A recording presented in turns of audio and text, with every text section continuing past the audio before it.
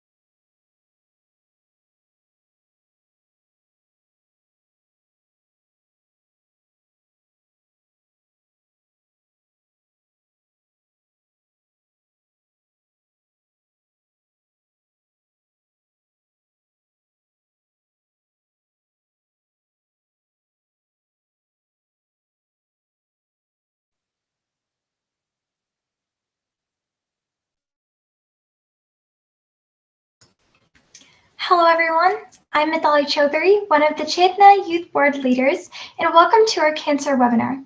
To kick off this event, we'll hear from the organizations that the Chetana Youth Outreach Department has collaborated with to bring you this event, including Intel India and the Chetana Women's Forum. Following that, we'll have a brief speaker introduction for Dr. Bhavana Parikh, who will be educating us on common cancers in women. Finally, we'll have time for a live Q&A session, so please save your questions for the end. You'll be able to drop your questions in our live links, including YouTube and Facebook, as well as our live Zoom session. Let's hear a few words from our host organizations. Ms. Arohi Patel, the Intel India Oregon president, will speak about Intel India. After that, we will have our youth board leaders, Sindhu Muruganti and Darsh Mandera from Chetana Foundation to share more about Chetana. And last but not least, we will have Sindhu Silas to talk about the Chetana Women's Forum. Now let's begin by hearing from Intel India Oregon. Hi, thanks Mithali. Thanks to Chetana for organizing this and all the youth volunteers for just putting together such an important cause which needs to be discussed and educated. And I would also like to thank our guest speaker today for, and I'm sure you guys will introduce them more, but just for sharing her knowledge and educating us on this very critical and important topic which needs to be discussed more and more. Talking about Intel India, as the name suggests, Intel India is an organization within Intel, primarily run by Intel employees who are keen on volunteering and returning back to the community wherever they are. In this case, the group which I represent is in Oregon. Together, we put in a lot of community events or partner with a lot of organizations to help the community, like for this one, and as well as like in the previous years, we have done events which involve making masks for the pandemic. During the pandemic, we created shelter packages for the homeless, just to name a few. And in addition, not only to the community events, there are Intel India hosts a lot of cultural events celebrating Holi, Diwali, and all the festivals to get people a chance to celebrate festivals away from home.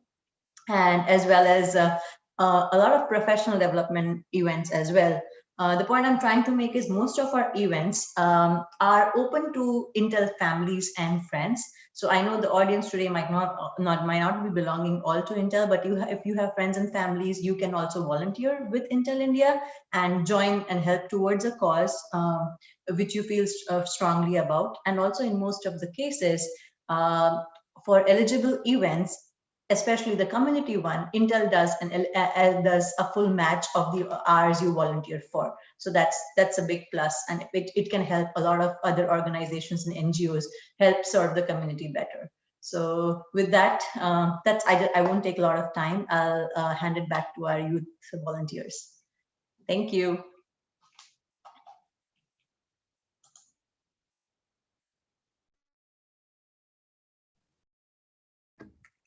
Okay, so thank you everyone for joining us today. I'm Sindhuja Mudganti, and I'm so honored to be a Chetana Foundation Youth Board member. And my favorite thing about Chetana is that they have many different things for everyone to do. And my favorite events are sack lunch packing and volunteering at the Oregon Food Bank.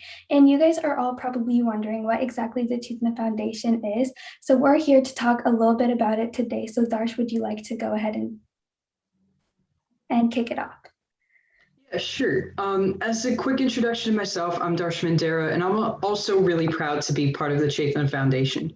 Chetana is a nonprofit organization, and we strive to welcome individuals from all walks of life and various backgrounds, and embrace this diversity in our growing community. What I love about Chetana is that it offers a wide variety of volunteering activities, from things like sack lunch packing and cooking in homeless shelters to planting trees and cleaning roads. And so, regardless of the kinds of activities you like, there's a place for you at Chetana Foundation. Yes, indeed. So to help achieve our goal, we have four main pillars. So the first pillar is hunger relief. So to help with this, we do a bunch of different things like volunteering at the homeless shelter, volunteering at the Oregon Food Bank, and sack lunch packing. And our next pillar is environment. So to help with this, we adopt roads, we do road cleanups, and we plant trees to ensure that our environment stays clean. Our third pillar is empowerment. We donate prosthetic limbs, tricycles, wheelchairs, and even sewing machines to many people to help them lead a good and independent life. And our final pillar is education. We undertake many initiatives such as donating laptops, school supplies, and many more. Exactly. So when Chetana first started, it was just in Portland, Oregon, but over the years, we have branched out to many different places like Austin, Seattle, India, Uganda, Canada, and Nigeria. Yep, and during the COVID-19 pandemic, service to our community has become even more crucial than ever. Earlier, we did a drive-by celebration for the frontline workers and donated food to homeless shelters. As you can see, even through this global pandemic, we're still working hard, and we'd love it if you'd help us out too. Join us today, regardless of your age, background, or identity. There's always space for everyone to help out. Yes, and representing the Women's Forum, we would like to welcome Sindhu Silas. Hello, and my namaskaram to everyone out there. Thank you, Sindhu and Darsh, to give a quick overview of the Chetana Foundation and the Chetana Outreach Department. As they mentioned, Chetana Foundation is committed to help and serving the needy irrespective of religion, caste, color, and diversity. Today, I'm here representing Women's Forum. So let me give you a quick walkthrough on how Chetana Women's Forum is reaching out to the people across the globe and helping.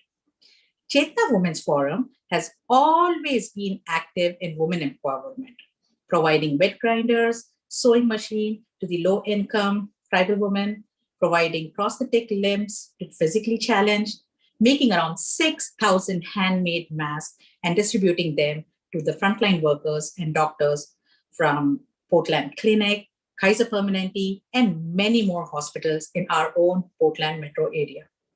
Chetana Women Forum has also collaborated with Soulbox, an NGO that recognizes the gun-related victims.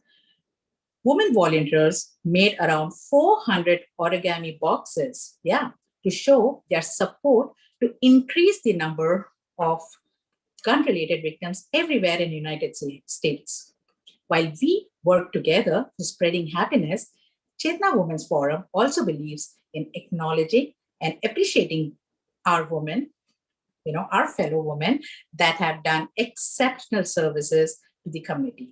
Hence, so far, Chetana Women Forum felicitated around 17 women from Portland metro area that have done wonderful service to the humanity.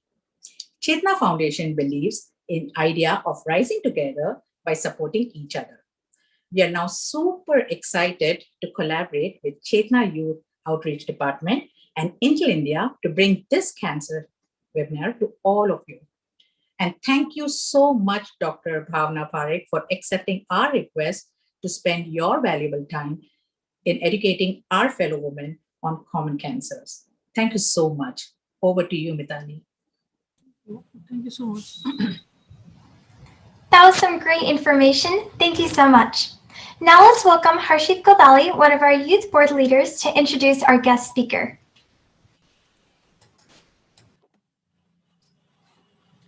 Thank you, Mithali. Now I would like to welcome our guest, Dr. Bhavana Parikh, DNB. Dr. Parikh is a surgical oncologist from Ahmedabad, India, and is attached to the Sterling Hospital. Along with that, she has also worked with the GCRI and the Asian Institute of Oncology. Dr. Parikh not only has a vast 15 years plus experience in varieties of cancers like uterine, cervix, colorectal, and pelvic cancers, but also has many publications in various national and international journals. Dr. Parikh's focus is to offer minimal invasive techniques for cancer removal so patients have less post-operative pain and faster recovery. We are honored that she has graciously agreed to volunteer her time to educate us about common cancers in women and take any questions we may have after her informational session. Let's welcome Dr. Parikh. Thank you so much for the invitation. Can you hear me? Yes. Yep. Can you hear me? Yep, we can hear you. Yes. Can I start with my lecture, or and my screen is seen on yours? I mean, can anybody see my screen? Yeah, Yes, Dr. Parikh, we can see your screen and we can hear you. If you can just speak a little louder, that would help. Okay, I'll do that.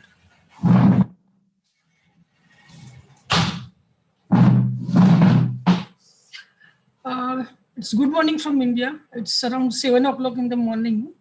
And I thank Reena Purohit and Chetana Foundation and Intel India to invite me for this lecture about the cancers in women. I'm going to speak about the common cancers in women.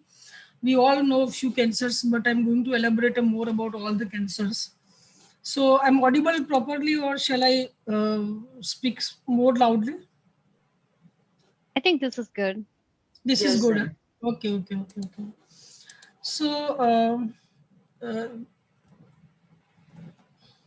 I'm going to speak today about breast cancer, cervical cancer, ovarian cancer, uterine cancer, vulval cancer, vaginal cancer, head and neck cancer, lung cancer, kidney cancer, and skin cancer. These last 4 cancers are more common in male, but they do occur in females also. I'll show you everything by slides and by photographs only. So no need to read anything. And there is no extra precautions required to understand this lecture also, because everything is given such a nicely in images. Even after so many years also, if you see such patients like this, you can remember me that this might be a cancer. So first and foremost, I'm going to speak about the breast cancer.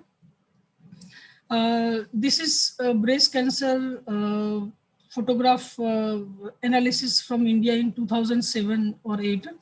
It is one of the highest cancer in India, breast cancer, followed by the cervical cancer. Previously, the cervical cancer was more, but now both are head to head comparing each other. So this day we see cervical cancer as well as the breast cancer almost on the same thing. Cervical cancer is more of a rural cancer. It can be more seen into the low socio-economical status, while the breast cancer is more seen with the urban females. It is disease of a city, not from the rural part. But these days, these boundaries has been overlapped to each other. So now we see cervical cancer as well as the breast cancer almost in the same incidences. So what is a breast cancer? If you look at this photo, the right side, on this side, if you see, this is a breast anatomy, and this all blue line is lymphatics. So one cancer cell from the breast goes to all these lymphatics. So it goes to axilla, then it goes to neck, and then it goes to the lung and other parts of the body. And it is so small microscopic tumor cells which cannot be seen on a naked eye also. So sometimes people wonder why my breast cancer has gone to axilla, neck, and other parts of the body. So this is how it goes. It is almost like a small drainage system of our own house, that our gutter line or our drainage line goes to the streets, to the main cities, and then it dump to the big area. So this is what the drainage system, and this drainage system bring the cancer cells from one part of the body to other body. Breast cancer actually start from here. This is called as a duct. This is a breast duct, and this whole part is a breast, and the yellow part is a fat. when we are very young, when our hormones are extremely flourishing, at that time this area is bigger. This is actually called as a breast, and breast cancer occur in this part only, not the other part of breast. But as you advance, as you ages, or in after the menopausal age, this fatty part becomes more, and this breast tissue becomes lesser in the size. So breast cancer occurs in one of these duct. And if you see the microscopic picture of this duct, these cell lines are very well in a size, shape, and manners. And as the cancer occurs, cancer starts from here. And if you see the cancer in these lines, it is called as a stage 0 cancer. If it goes from here to other parts, then the stage 1, 2, 3, 4 starts. So which are the risk factors for the breast cancer?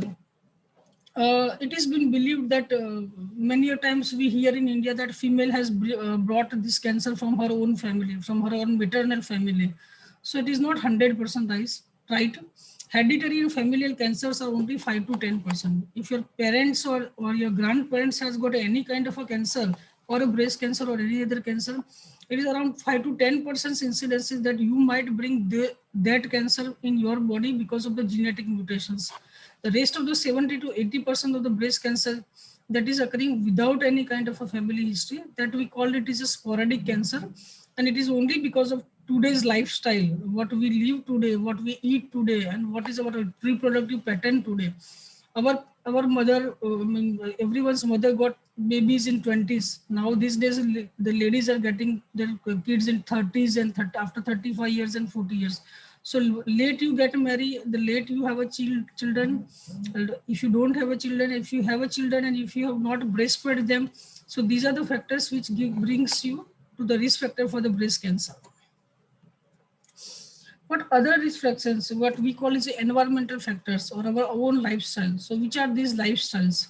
So it is a non-vegetarian food. This plate, I think everybody has taken till date. You eat more of a fatty food and less of the green vegetables. So these all going to increase your fatty content, fatty diet more into your body. And this fatty contents, they basically access a lot amount of carcinogens in your body.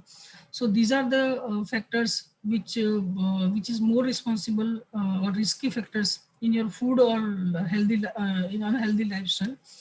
Somebody who is a smoker, then also it is she is also very likely to have a more chances of breast cancer. And somebody who is not even a smoking, but her family members are smoking and she is been exposed to passive smoking, then also it is one kind of a risk factor. Other risk factors are exogenous estrogens. If anybody who is taking a hormone replacement therapy after menopause, and if the exposure is more than 10 years continuously, especially the oral contraceptive pills and other pills, which is containing a high amount of exogenous estrogen, is more likely to have a breast cancer. Non-lactating mother, the lady who has not either breastfed to her kids or neither been never pregnant or not got any kind of a kids, they are more likely to have a breast cancer as compared to those who have lactated their kids.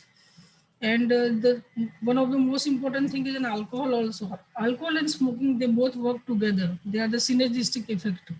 So these are the likely risk factor for the breast cancer. So these days, how we see breast cancer, even we have advanced a lot, we have gone to moon and we have now brought up the robot and everything. But in India, daily in routine practice, I see breast cancer of a 4 centimeter size. This is the average breast tumor we see day to day. Because of a lot of screening mammography, and these days a female comes with the mammography, which previously they never used to do it. So these days now we get a 2 centimeter of a tumor and 1 centimeter of a tumor, but the incidence is hardly 10 to 20%. Majority of average female, they come with the 4 centimeter of a size. And this is basically a painless lump in your breast. It is not a painful. Breast cancer start, any tumor or any cancer in body start with the painless thing.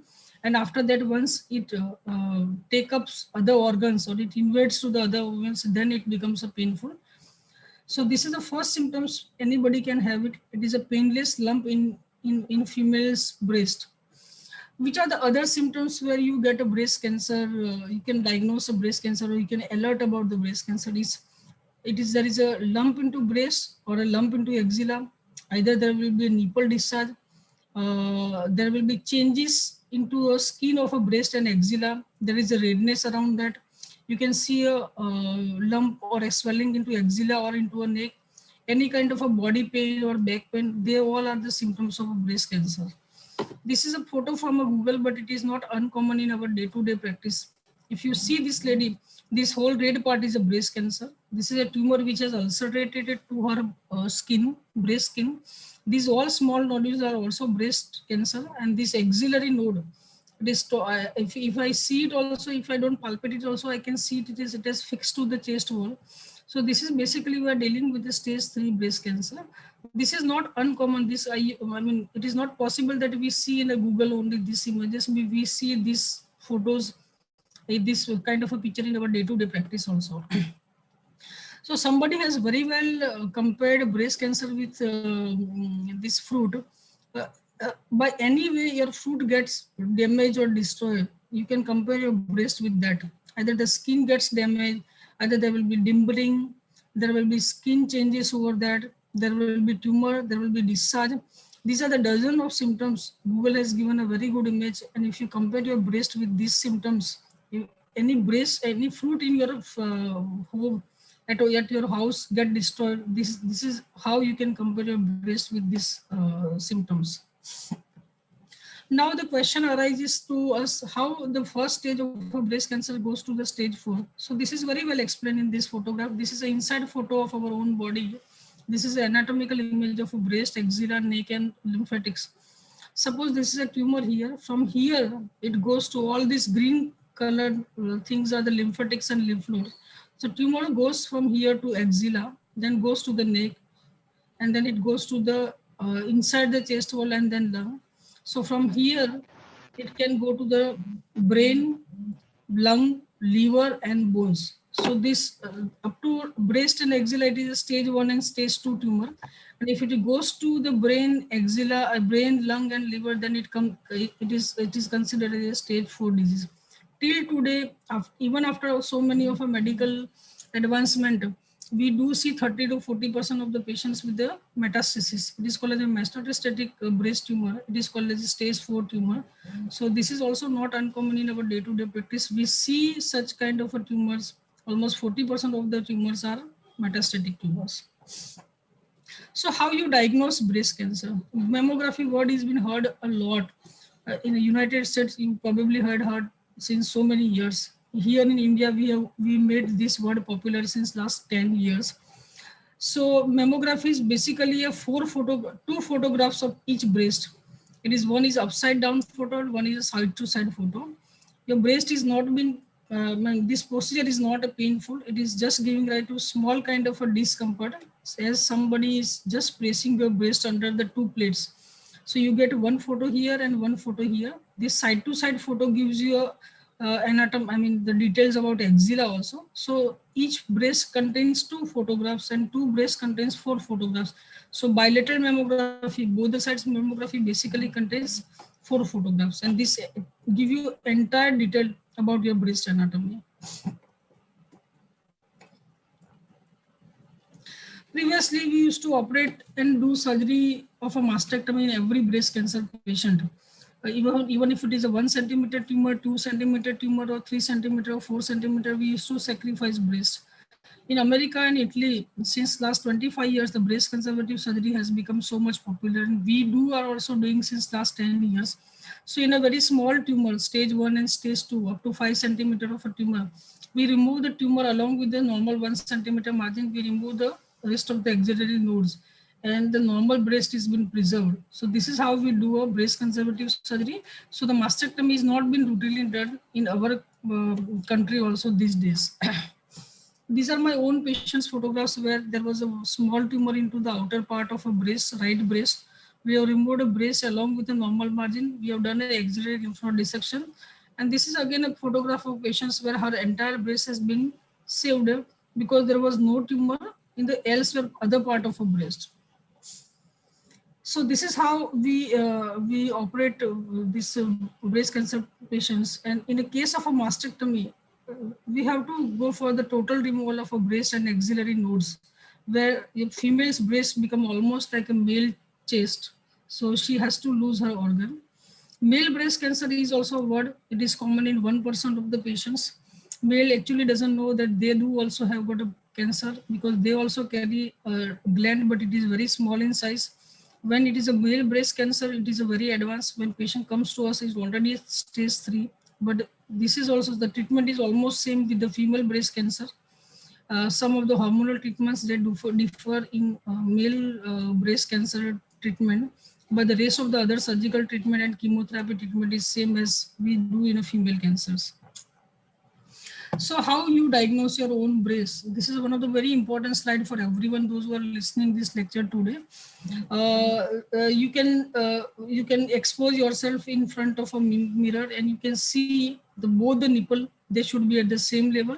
There is some changes into the both the nipples by birth also. One nipple is slightly outward as compared to the opposite nipple.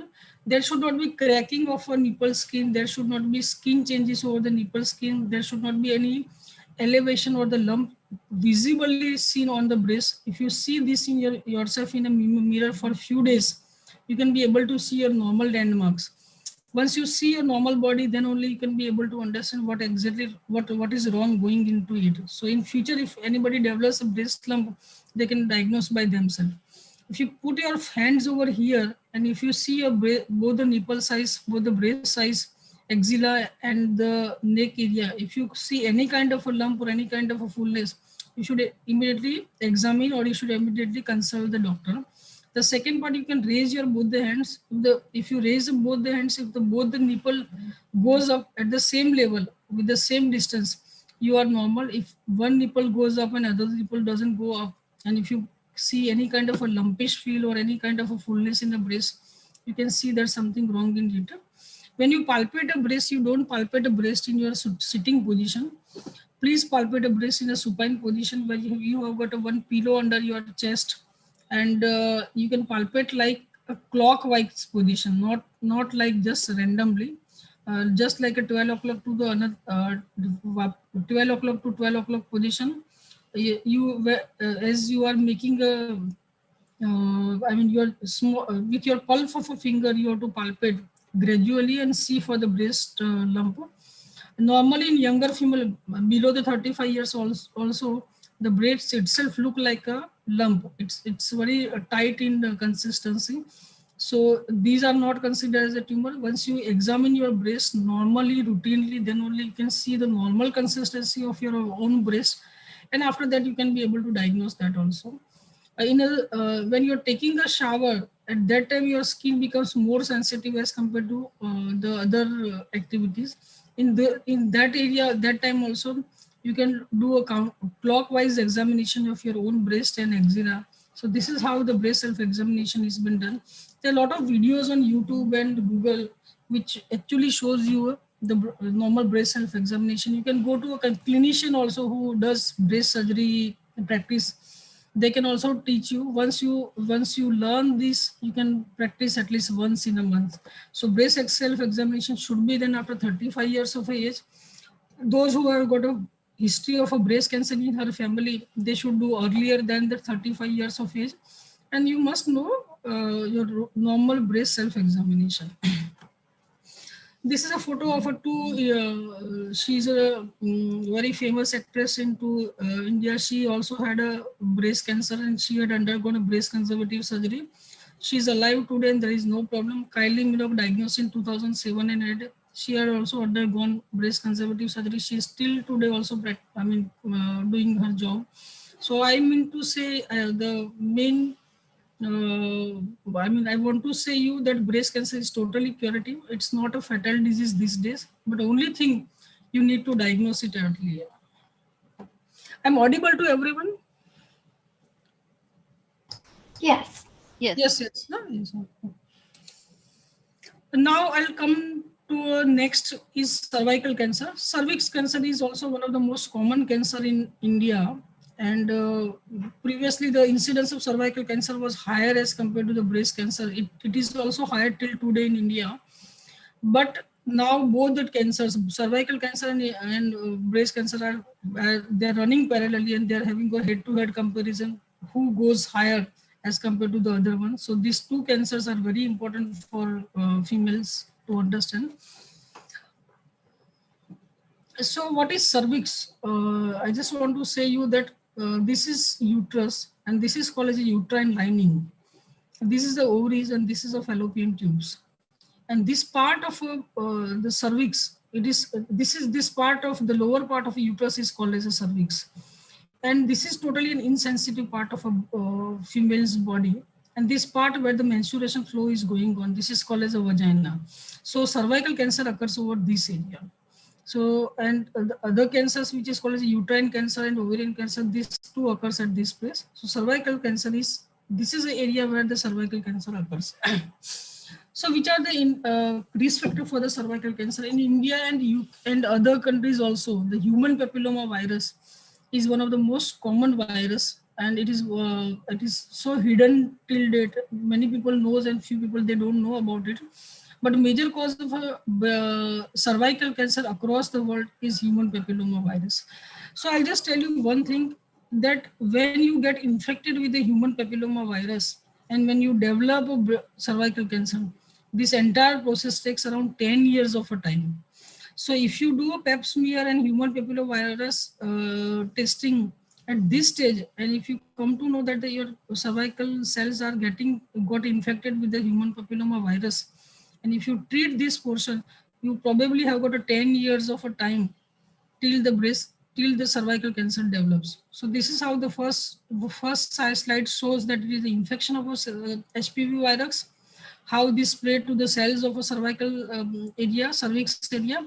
It get replicated. It is almost like a coronavirus, but coronavirus has got a more infectivity in the respiratory area, and this is more infection with the even oral cavity as well as with the cervical area also. So 90% of these tumors, the cells, they got healed or they get cured within 2 years of a time. So if you got cured of a HPV infection and if you got rid of this, you are probably not been risky to get a cervical cancer. But if they get replicated more and more, and if you don't treat it and if you don't recognize it, so 0.8% of the patients of HPV infection virus, they get infected with the HPV virus and they get a HPV cancer. So it takes around 10 to 30 years of a time. So you have got a 10 to 30 years of a time to diagnose. It is a big time. So this is why the human papilloma virus vaccine also been invented, and it is extremely popular in across the world. So once the vaccination is done, mass vaccination should be being done across the world in all the females. Probably we after a few years we may not be able to see a cervical cancer patients also. So which are the symptoms of cervical cancer? I'll just tell you that a patient might have a pain or bleeding after intercourse, or patient might have a bleeding in between the periods. There will be abnormal vaginal discharge. You may see the white or yellowish discharge from the cervix or vagina. It will be a foul smelling also. There will be postmenopausal bleeding. Patient may already undergone a menopause, but after that also she has got rebleeding. Menstrual irregularity. Younger females with the cervical cancer, they got a 2 times menstruation or 3 times menstruation, or the flow of a menstruation got increased. Your pads get wet very frequently. If it gets advanced, then you might see symptoms or signs of abdominal pain, weight loss. Sometimes there is a heavy vaginal bleeding also, and because of you are losing lot amount of blood, there will be dizziness, weakness, and fatigue. If it involves to the rectal area, then the bloody stool will also be there. And in a case of advanced tumor, patient might have a leg swellings also. So any of these symptoms, if it is a chronic, persistent, more than 1 month, not been relieved by any kind of a conservative treatment, one should think about the cervical cancer. So I just tell you how this cervical cancer develops and how you diagnose. It is just an office procedure. It takes around 5 minutes to diagnose a cervical cancer. This is how we keep a patient in our OPD. It is almost the same position as a patient undergoes the antenatal checkup for when they are pregnant. We put one finger over here, exactly at the cervix. This is totally insensitive part of your body, where you don't get any kind of a pain, even if the doctors put your fingers into it. examine this area, we palpate this area, and if we find anything indurated, anything hard or any ulceration, sometimes what happens once we examine here, our finger gets blood. I mean, there is a blood on a touch. So these are this is how we see cervical cancer, just by doing 2-finger examination. If it goes to the bladder area, you might see the hematuria or the blood into urine. And if it goes below to the rectal area, then patient might have a back pain, or patient might have a blood into a stool. And if you see, this is a normal cervix examination. After normal cervical area, when it get infected with the HPV infection, it first develop the low-grade carcinoma in situ. This is the first thing happens. If it is remain untreated, it goes to the high-grade cervical intraepithelial neoplasm, and then it comes to the cancer. This entire cycle takes around 5 to 10 years of a time. So if you diagnose here, if you diagnose here, if you diagnose here, you have got a total chances of curing your own patients, and patient can get rid of a cervical cancer and get completely cured of a cervical cancer unless we diagnose this. Here also stage 1 and stage 2 is very good stage to cure your patient, but unfortunately we see all the patient of cervical cancer in a stage 3, probably sometimes in the stage 3B. Patient's kidney get infected, patient's ureter gets infected, and we see patients in India. And sometimes when we put a finger like this, patient will be bleeding around 100 to 200 ml of blood will be coming out of this. So in spite it is a very easy procedure, very easily diagnosed, still we get a lot of advanced cases in India. How to diagnose this? This is again a office procedure. It is been done with the same time when we do examination. Just to take a small stick, it just like in a earbuds. And if you put it on a slides, and this takes around 1 hour of a time to diagnose a cervical cancer. So this is called as a pap smear. Everybody must have heard it. If you are cross of 40, if you are already married, then please go for the pap smear examination at least once in a year. There is one more condition where the cervical cancer is just seen on the outer side, very small superficial lesion. We operate it with the LEAP condition, called it as a LEAP. And this LEAP is basically just removing the small superficial area which has been involved with the cervical cancer. If it is an advanced case, or if it is involving the more part of cervix and vagina, then we remove both the ovaries, uterus, and nodes and everything. This is called as a Vardhan hysterectomy. We do it routinely for the cervical cancer patients.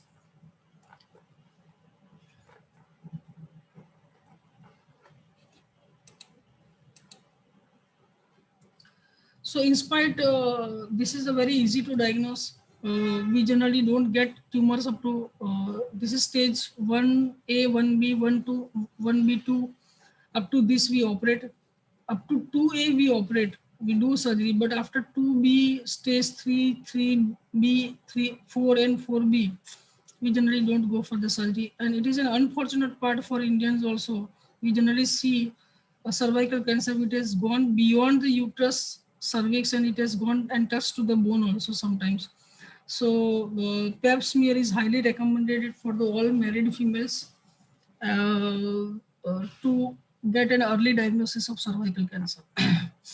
Those patients cannot undergo surgery, we generally recommend them to go for the radiation treatment.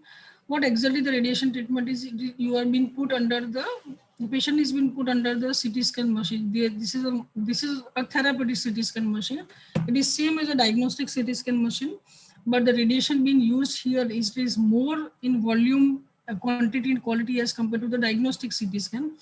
The CT scan generally diagnose the area of the radiation portion, and these days the machine has become so good and they have got so precise that the patient's only tumor area has been radiated. The normal area is not been radiated. The side effect of the cancer treatment has become so less these days. So the second treatment for the cervical cancer, to whom we cannot operate, is a radiation treatment. The third tumor is called as a tumors of cancers of ovary. This is again an urban tumor. The female from the cities get more infected with this ovarian cancer as compared to the cities females from the villages.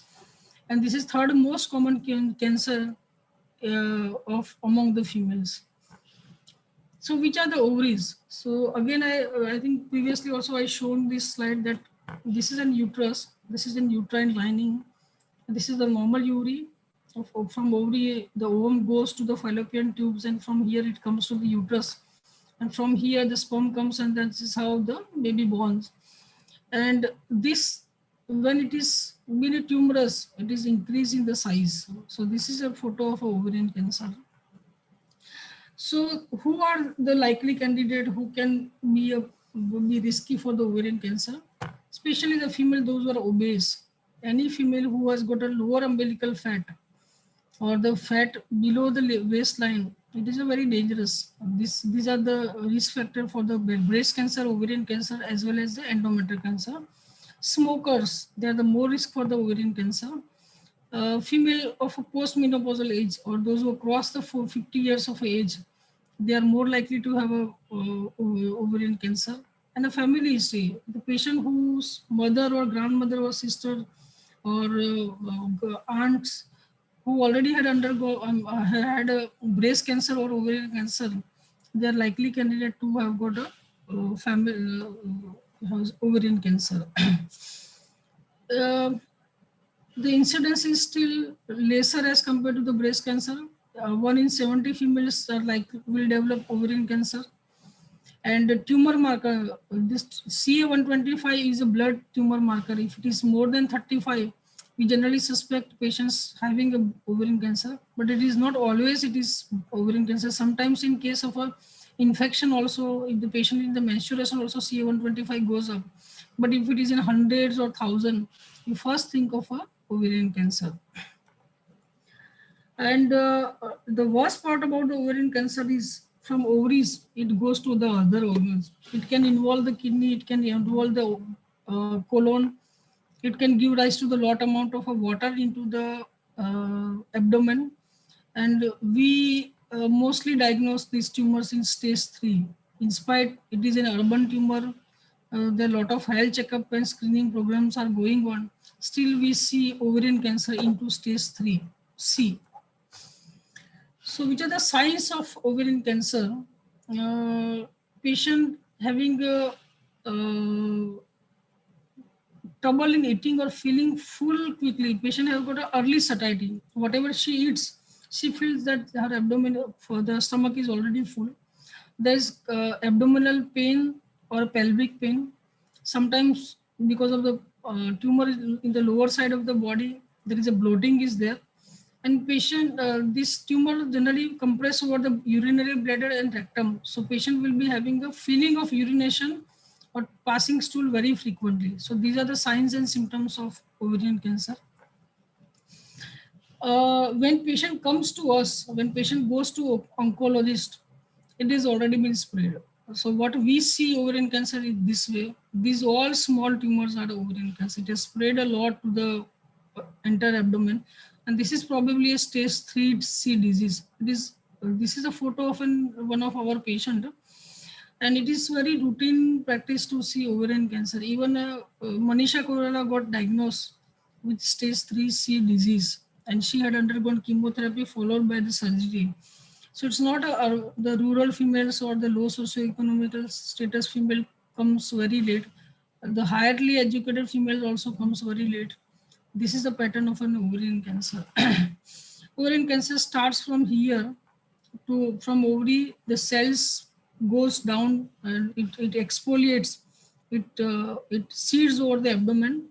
And in entire day, the abdominal fluid goes from here to here. In entire day, the abdominal fluid routinely movements occur from the right side to the above part, then to the left side, then goes down.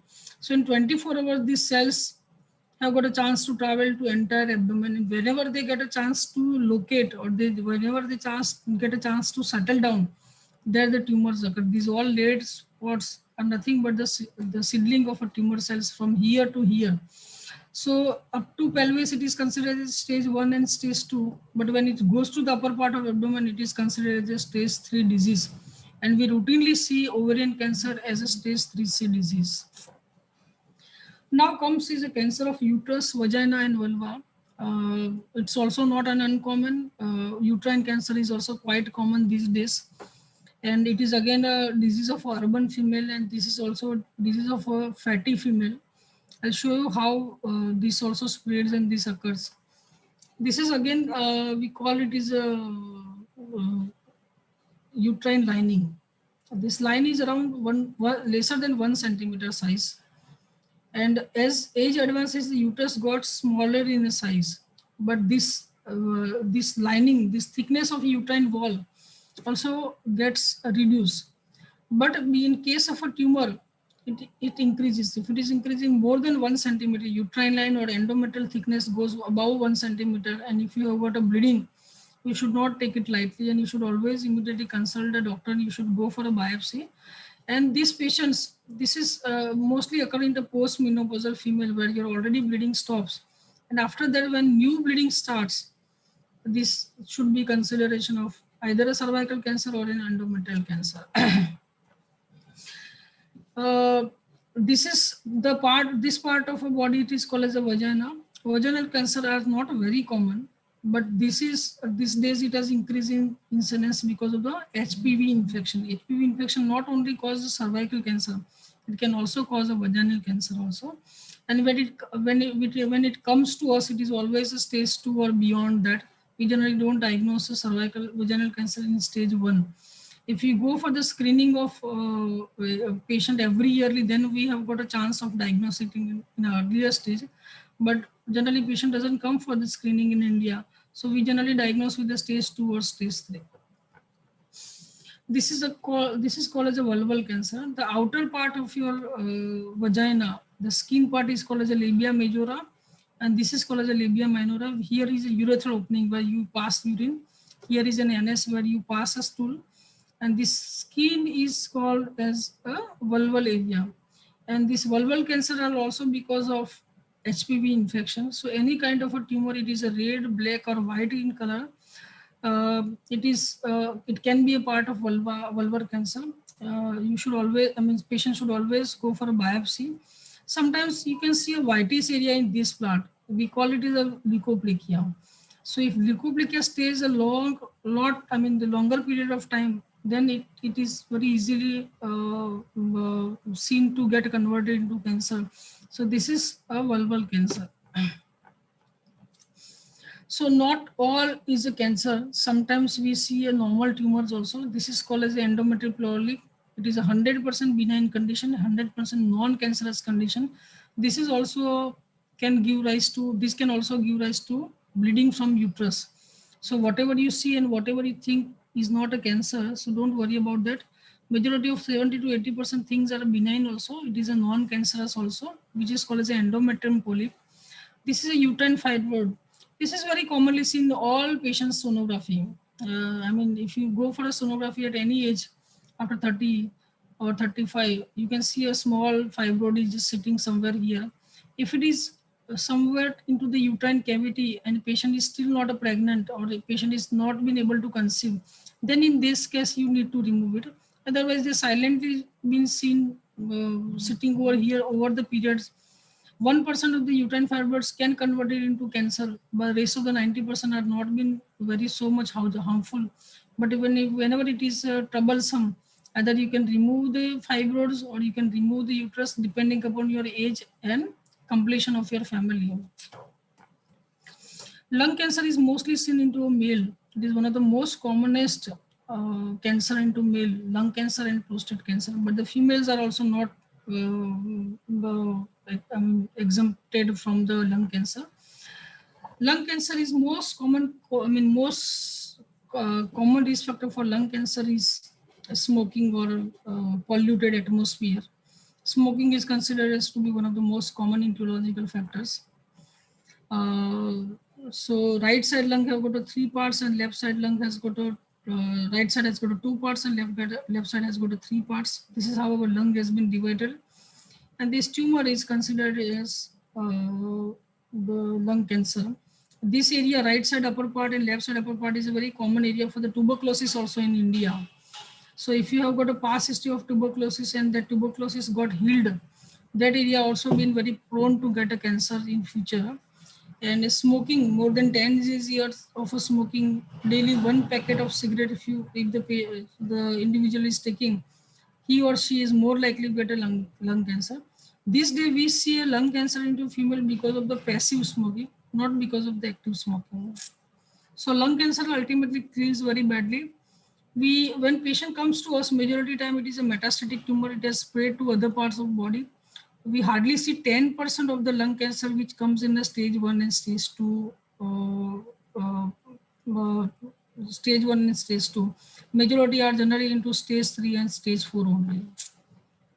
Which are the symptoms for lung cancer? Patient has got a persistent cough. More than 1 month or 2 months or 3 months of duration. Patient has already undergone tuberculosis treatment but not got relieved of it. You always think about a lung cancer. Shortness of a breath. Patient will get fatigue or easily got shortened of his or her breath. Chest pain is one of the symptoms for lung cancer. And lung cancer generally gives rise to unexplained weight loss.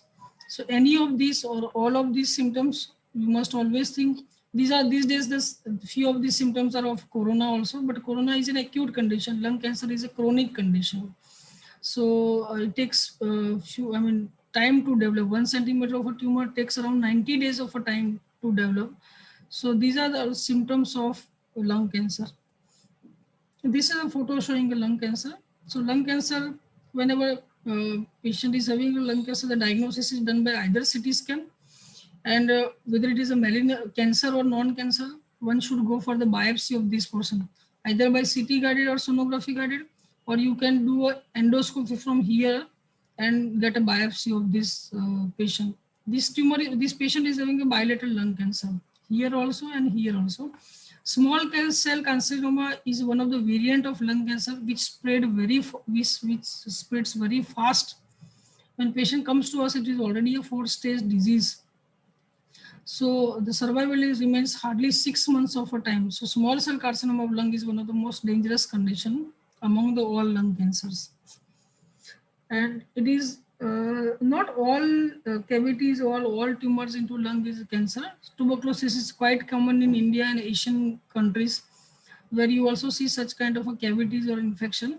But tuberculosis and lung cancer both can be easily diagnosed by or differentiated by CT scan or PET CT scan.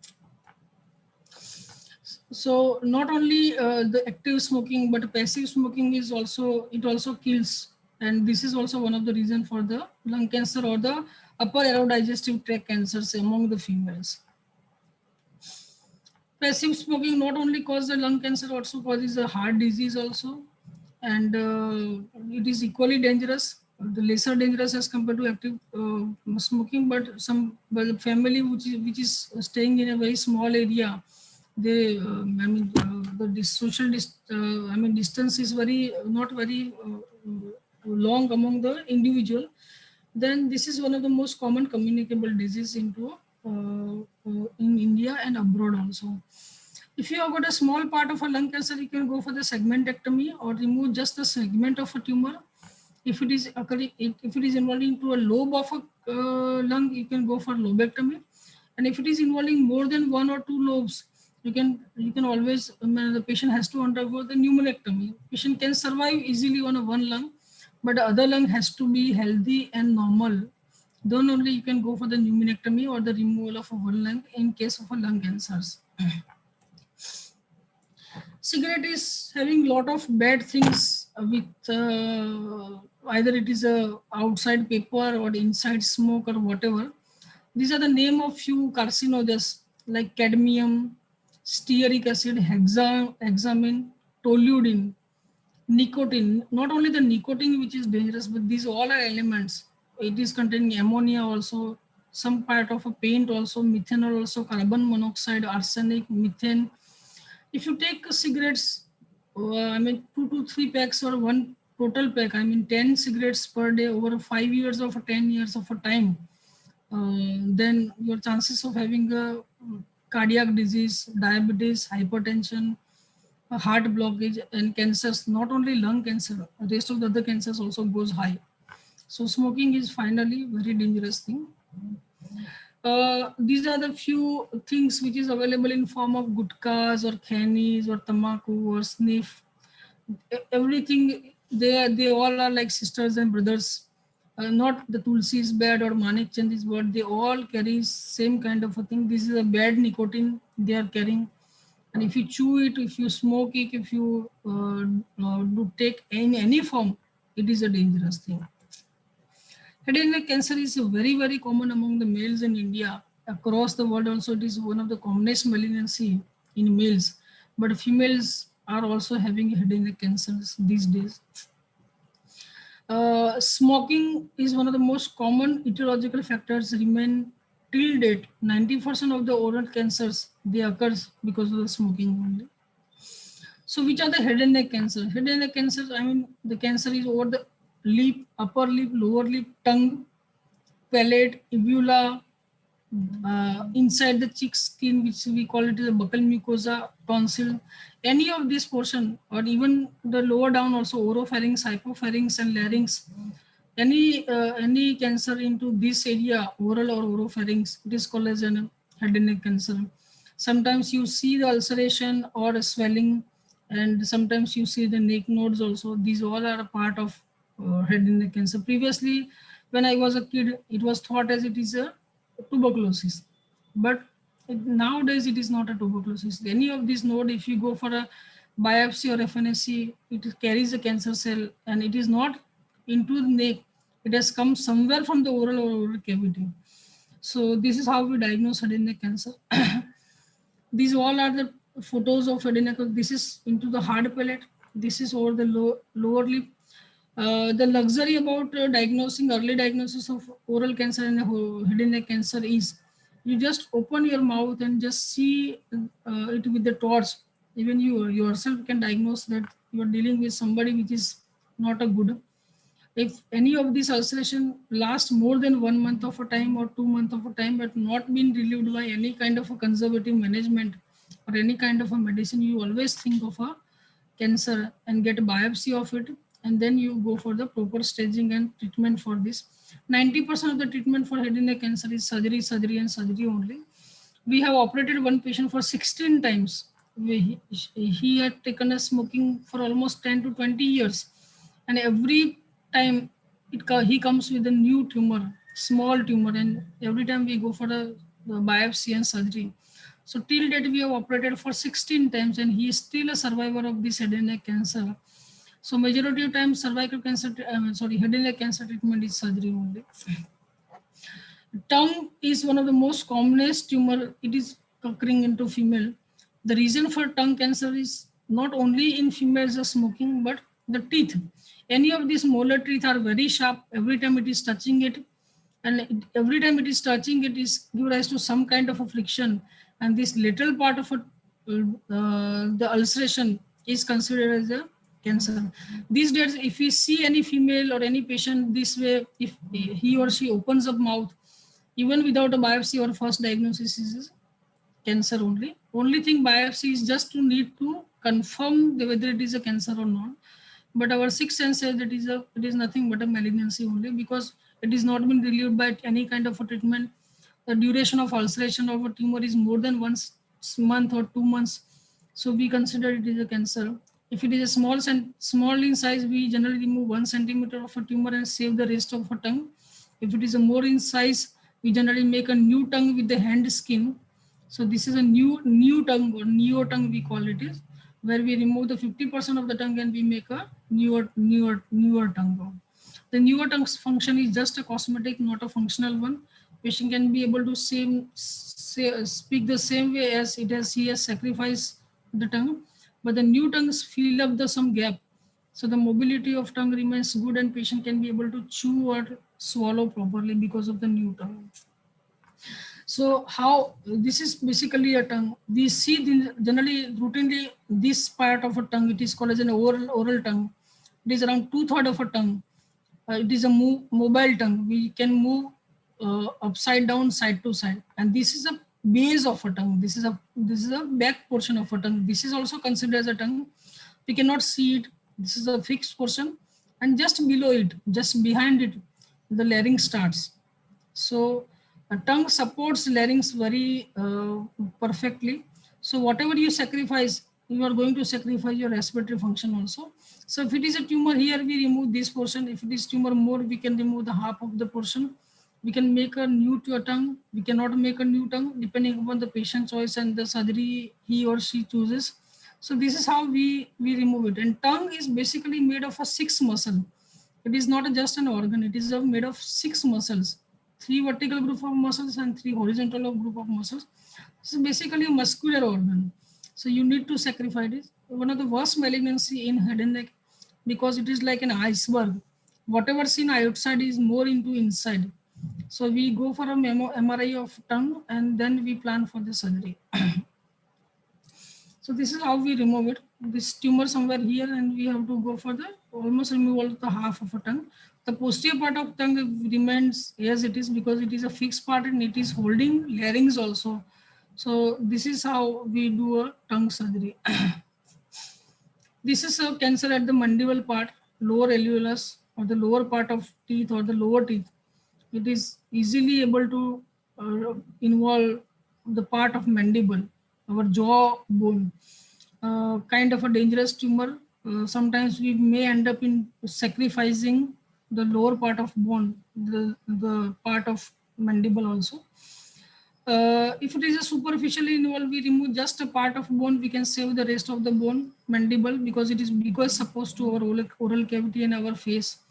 And if it is involving more part of it, we have to go for removal of entire bone and we make a new bone with our leg bones. This is called as a mandibular foramen, and this is called as a mandibular canal. One nerve passes from here to here. If the tumor involves this foramen, we have to go for the sacrifice of this bone. And if it is just a superficial, we can remove this way and we can preserve the entire rest of the bone. This nerve passes through the mandible. If tumor involves this nerve, we have to go for the removal of this bone. And if it is not involving the nerve, we can at least save this bone. These are the few called as a precancerous condition or a pre-malignant condition. This white portion is called as a leukoplakia and this red portion is called as a erythroplakia. It is not actually the cancer, but high chance it may convert into cancer later or the sooner. The red part is more dangerous as compared to the white part because white part has got a 17 times affinity to convert into cancer, while the red part is having a more chances of getting into cancer. If it is this way, go for biopsy. If it is an erythroplakia, just remove it superficially and observe this patient. In this patient, it is the erythroplakia as well as this white patch, the leukoplakia also. And this patient, sometimes it is a self-limiting disease. It goes away by itself, and sometimes it is not going or not been relieved, or it is getting more and more darker, and if it is becoming more and more thicker, so we generally excise with the laser and we remove it, because if we don't remove it, it may convert into cancer. So this is not a normal skin. This is not a cancerous skin.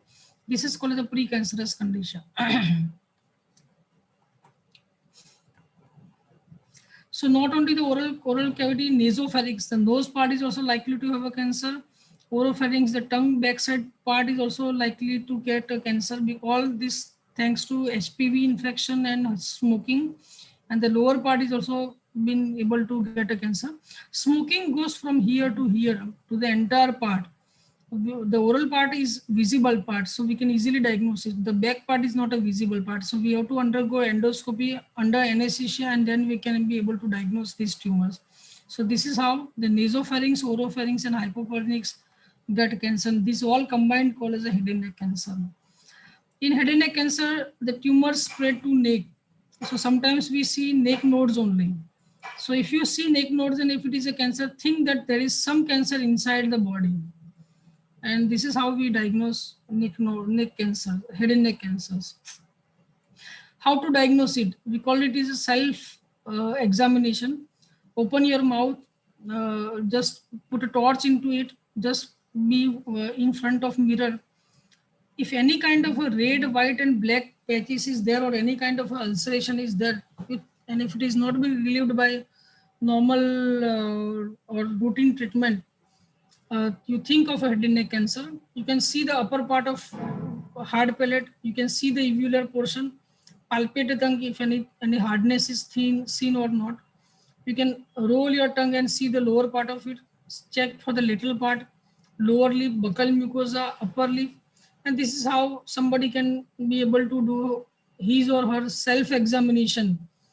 A lot of videos are available on YouTube and Google about the self-examination. I've just put one photo over it, how you can diagnose. So any red patch, white patch or black patch or any ulceration you see in oral cavity or oropharynx or in a neck, not always a cancer, but always think that it requires some kind of investigation or doctor's attention. Thyroid cancer, thyroid can have a cancer, one of the most commonest malignancy into a female, but very luckily it is a very highly curable cancer. If it is involving this part of a thyroid, you can remove the heart of a half of a thyroid. If it is involving both the part of thyroid, you can remove the total thyroid. And if it is involving these neck nodes, you have to go for the neck node dissection. Luckily, it is one of the most curable cancer. Papillary carcinoma and follicular carcinoma, these are the two types of thyroid cancers. And it is one of the most treatable malignancy and one of the most best malignancy. I have not seen any patient dying of a thyroid cancer in all these years of my practice. Sometimes you see thyroids in a very advanced stage where it compresses over the larynx and trachea. So this is something which is a dangerous. If you present very late, nobody is going to save you. In this case, you have to put an incision over here and you have to make a tracheostomy because this thyroid is compressing over this area. And you can always go for removal of this thyroid swelling, thyroid tumors. This is called as a vocal cord. After Gujarati, we call it as swar peti. These are the two cords which helps in when we speak. These two vibrates. Any kind of a white patch or red patch, or any kind of a change in voice. If you see in any patient, or if your patient notice any recent change in voice, you always think of a vocal cord cancer. This is also because of the HPV virus infection and second because of the smoking. Unfortunately, this area we cannot see it, so we have to undergo for endoscopy and then removal of and then diagnosis of this cancer. Colorectal cancers, one of the most common cancer, not only males but females also.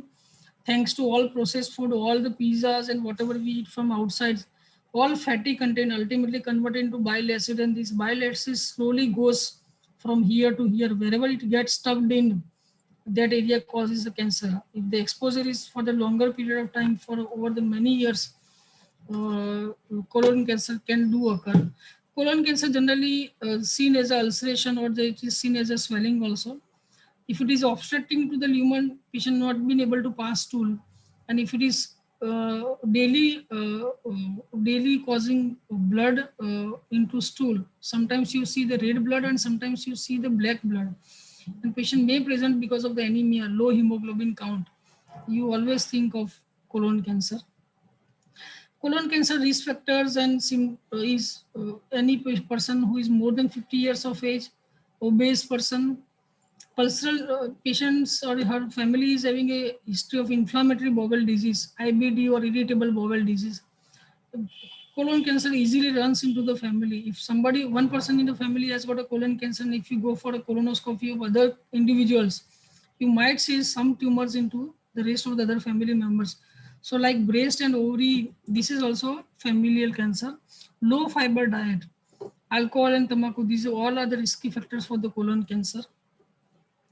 Change in bowel habits. Sometimes patient may have a constipation, sometimes patient may have a diarrhea. So this is called as a change in bowel habit. It is one of the signs for colon cancer. Blood into stool, not always red, but the black color stool is one of the indication for colon cancer. Unexplained weight loss is one of the signs and symptoms for colon cancer. And patient is having a persistently abdominal pain that is not relieved by routine medicine. We should always think of a colon cancer. Colon cancer sometimes not been able to diagnose by ultrasonography, so you have to go for CT scan and colonoscopy both. So if you compare head to head, 45% of the females are diagnosed with the bowel cancer and 55%. So hardly there is a 10% ratio change in ratio between both of it. So females are equally getting colon cancer. So any of these symptoms, if you see, please don't ignore. It can be a colon cancer or any kind of inflammatory bowel disease. And if it is preventable, yes, it is preventable. 50% of the colon cancer are preventable only by having a good lifestyle, healthy lifestyle. You daily walk or exercise. Your food should be a fiber-rich food. Meat should not be there. The non-vegetarian diets give rise to all kind of a cancer, all GI cancers, especially the red meat. Red meat is more dangerous as compared to the other meat. But overall, non-vegetarian diet is not good. And if you don't drink and if you don't smoke, the 50% chances you may get rid of GI cancer, especially the colon cancers. So this is how you have to change your lifestyle from this red to this green, and you can be easily decreases your bowel cancer risk. How you diagnose? The investigation is called as a colonoscopy, where you see your entire colon into TV or into a screen. The colonoscope is being passed from here, and it goes from here to here up to appendix. You can very well see. And even a small tumor or small ulceration can also be diagnosed. In USA, after 40 years of age, the colonoscopy is one of the most common screening investigation. It is not as common as in India, but United States and UK runs good screening programs. So the early diagnosis of colon cancer is more common in UK and USA as compared to Asian countries. So how you treat it? Whichever the part is involved, you have to remove it. Suppose this part is removed, you have to go for 5 centimeter above and remove all the lymph nodes, and you suture this colon to this colon. So this is how, if it is on the right side, you treat this way. If it is a middle part, you treat this way. Only problem is in the lower part of a colon or rectum, where sometimes you have to go for the permanent colostomy. Suppose here is a tumor, you remove this part and you suture both the part. You not only just remove the tumor, you have to remove the lymph nodes also, the tumor has been spread to the lymph nodes. Suppose it is on the right side, you have to remove this entire right portion of the tumor. You have to anastomose the small bowel to a large bowel. This we call it is a right hemicolectomy.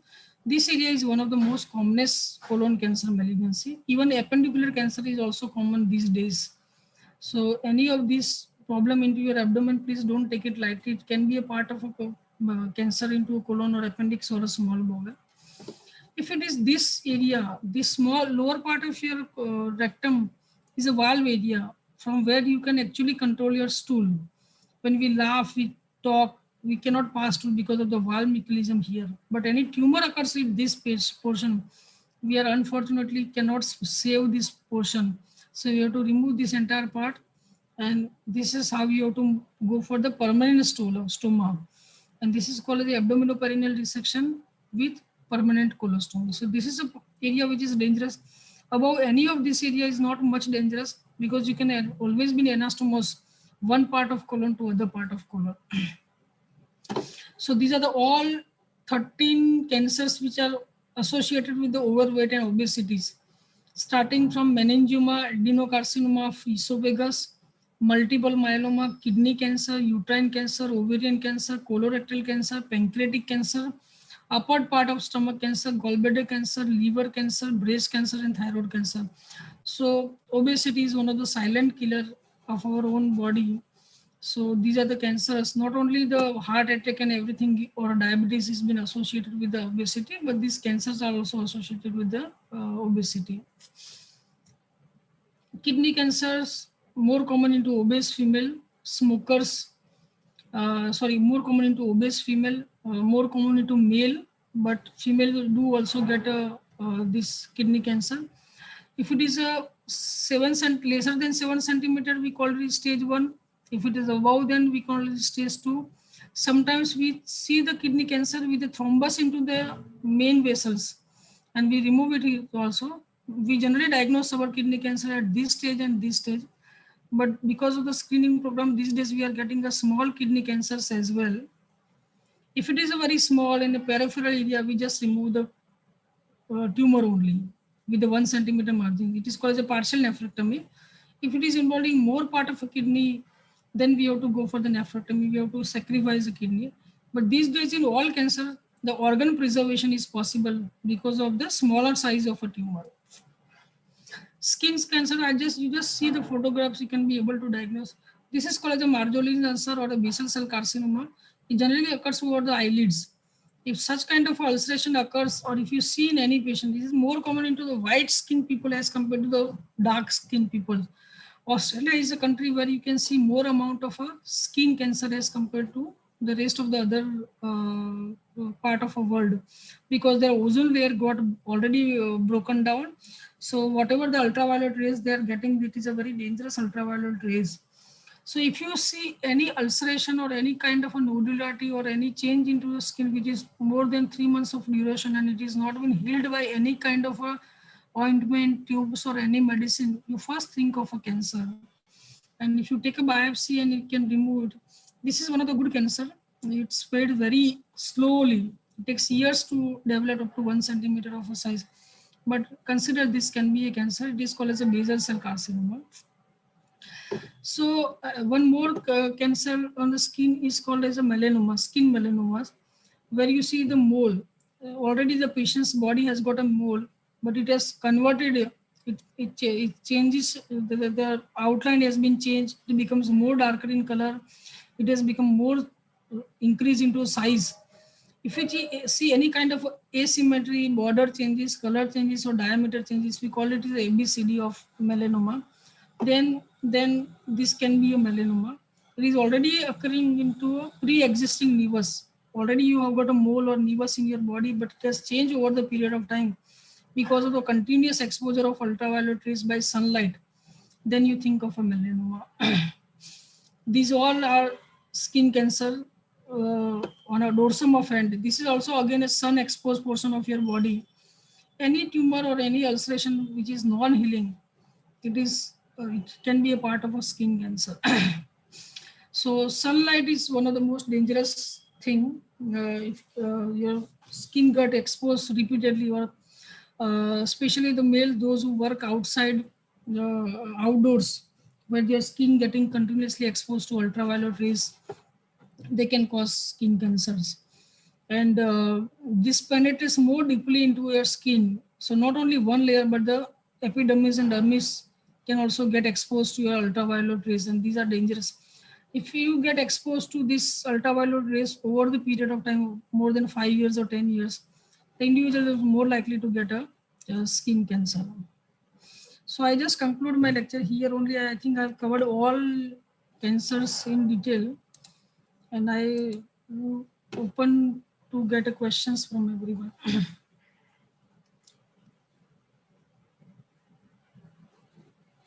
Hello? Yeah, sure. Mitali, are you there?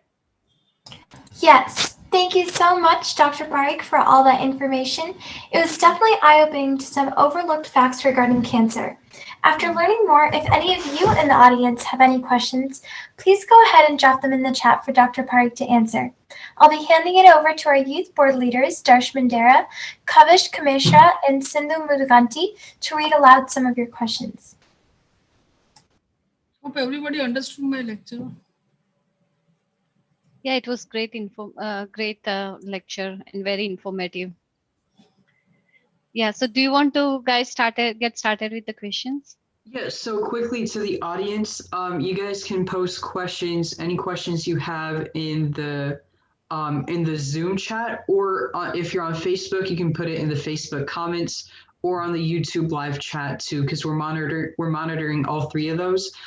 So we'll just give you all a second to type in your questions, and yeah, and then we'll get started with the questions.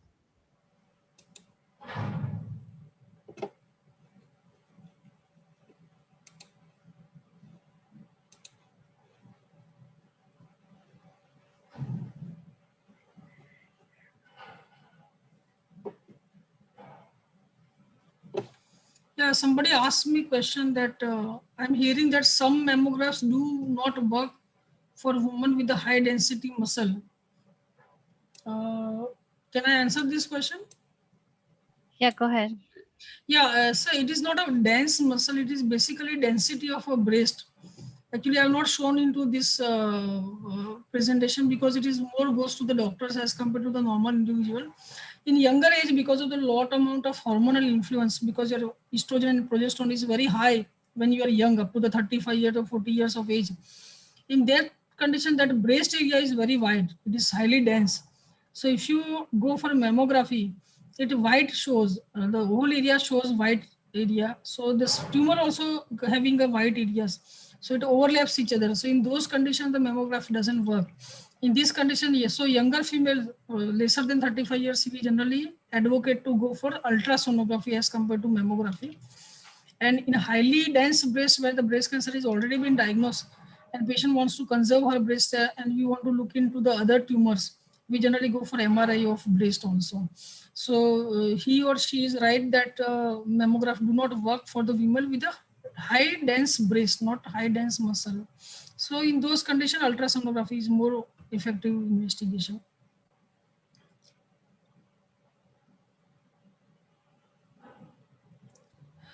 What is the recommended age to begin a regular screening for some type of cancer you mentioned today? In case of a breast cancer, generally what American Society recommend is around 40 years of age. But if you have got a family history of a breast cancer or ovarian cancer in your family from your first degree relative or second degree relatives, then you should do a screening done 5 years younger than the rest of the other population. I mean, somebody who is doing it at 40 years of age, then you do it at 35 years of age. And if your first degree relative, your mother or sister is having a cancer, then starting from 25 years also, you can start with the sonography. So, I mean, you are likely to get a breast cancer from your own family members is hardly 5 to 10%. So no need to worry about this hereditary breast cancer and familial cancer, but you should be more alert than the rest of the other individuals. We also have some questions that were pre-submitted on a form. One of these questions is, you mentioned some of the different stages of cancer. What does it mean to be in a different stage of cancer? Like, what are the definitions of different stages of cancer? So generally we have 4 stages in a cancer. Generally all the cancers are diagnosed into stage into 4 category, stage 1, 2, 3 and 4. Stage 1, generally it is the cancer is limited to particular size and to particular organ only. If it is spread to the nodes, suppose in a breast cancer it goes to axilla, suppose in case of oral cavity it goes to the neck, then it converts into stage 3. But when it goes to the liver, lung and brain and other part of a body, when it goes beyond its own area, then it is called as a stage 4 cancer. So why the staging is important? In stage 1 and 2 and preferably in a stage 3 cancer, we generally go for surgery. We can treat them as a curative intention. But if it is a stage 4 cancer, our hope for the curing that cancer goes down. But when it spreads to bone as compared to liver, then bone spread is better as compared to the spread into liver and lung, because the bone is a hard area. It takes years to develop to go to the bone. But in case of lung and liver and brain, it is a very spongy area, very soft areas. So tumor spreads very fast in those areas. So this is how the staging is important. Staging is important to the oncologist, how you want to treat your patients. Thanks. There is a question from Erin 10. If I was diagnosed with CIN 7 years ago, done treatment or that, but recently I'm diagnosed with the fibroid. Fibroid is majority sonography diagnosis. These days, the expert radiologists can easily diagnose whether it is a fibroid or uterine cancer. If your radiologist is confirmed that it is a fibroid, if you are not if you are not symptomatic, you can live with this fibroid. But if you are finish your family and more than 40 years or 45 years of age, you can get rid of a fibroid and you can get rid of your uterus also. You can preserve your ovaries, your ovarian function will remain same. If you remove ovaries without a cancer in younger age, you are very likely to go for osteoporosis. Your bone health becomes very worst. So think of that. You can always, if your fibroid is asymptomatic, then you can always go for treatment. Fibroid convert into cancer, the chances are very, very less, around 1 to 10% only. In those cases, you can, if you are not going for surgery, you can always go for 6 monthly or yearly ultrasonography of your abdomen. And CIN, for CIN, I recommend you to go for very routine per vaginal and per speculum examination by your expert gynec oncologist, because it was a CIN3 and you have undergone a treatment, but you should always take care of CIN3.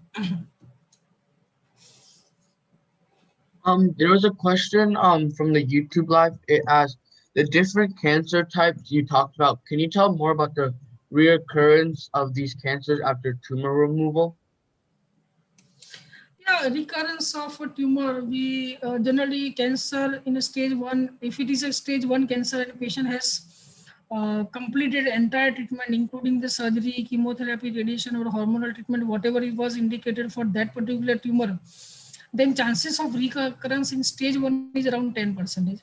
So chances of reoccurrence of a tumor into stage 2 around 15 to 20%. Chances of recurrence of tumor into stage 3 around 30 to 40%. And stage 4 depending upon which area it has been spread to.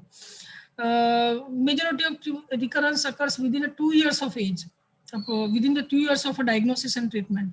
So we generally follow all these patients every 3 monthly up to 2 years. After 2 years, we generally follow, we call for the follow every 6 monthly.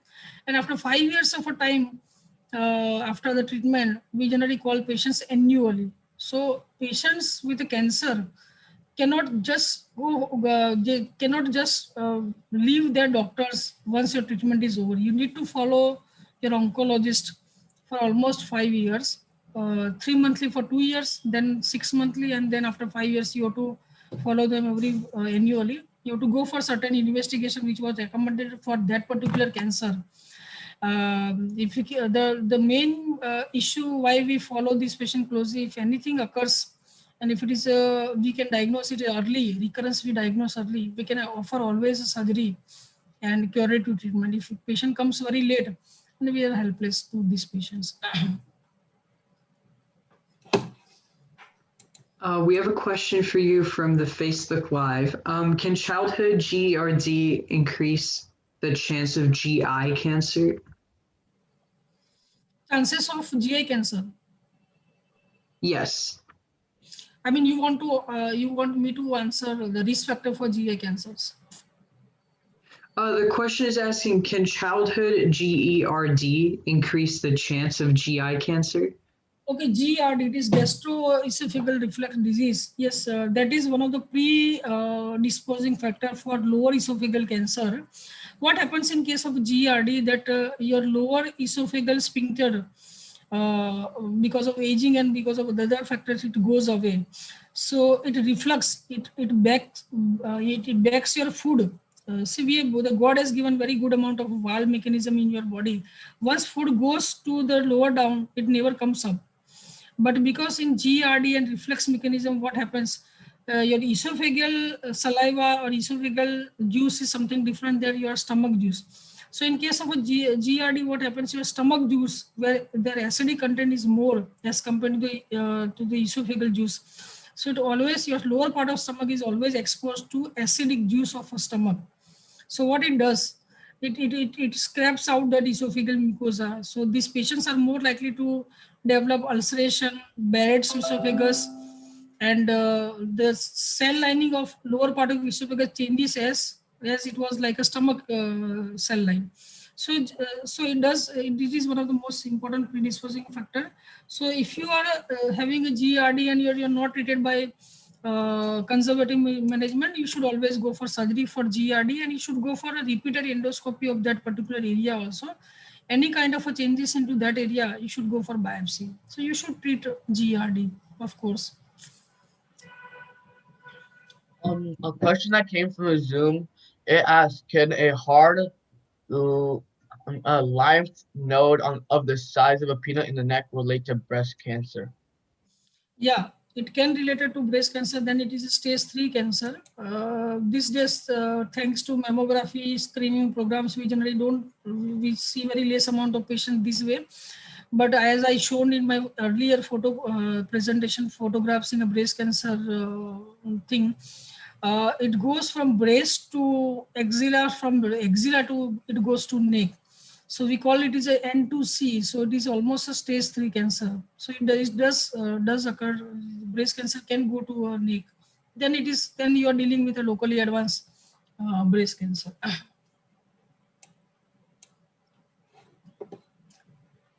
One of the questions that we had submitted beforehand, I know you talked a little bit about like carcinogenic products and what to avoid, but are there any other ways to prevent getting cancer?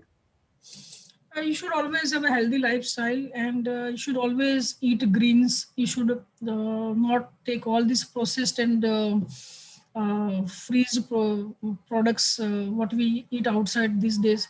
You should get rid of all these cold drinks because they contain high amount of carcinogenic agents. And eat as simple as you can, like your mother and your grandmother has taken food, you take that way. Don't go to too much of herbalization. Avoid sedentary lifestyle. You should always be moving around. At least if you don't do an exercise also, you should do all your self activities by yourself only. These days, because of the computers and all these things, cars and things, I think we hardly move here to there. So of course, walking, at least 30 minutes of walking in a day, green vegetables, eat good food. You should avoid all sugary diets. All this added sugar, table sugar should not be there. Cancer cell loves sugars a lot. It basically survives on your own oxygen, blood, and or own sugar. So more you eat sugar, more they grow up very badly. Regarding the hormonal cancers, obesity is one of the most important factors for the breast, ovarian, endometrial cancer. Any female who's been obese or who's been fatty or overweight, the weight reduction is one of the most important thing for them. So you cannot prevent cancer, but you can always have a healthy lifestyle, and you can always diagnose the cancer in earlier stage as compared to the rest of the other people getting in the later stage.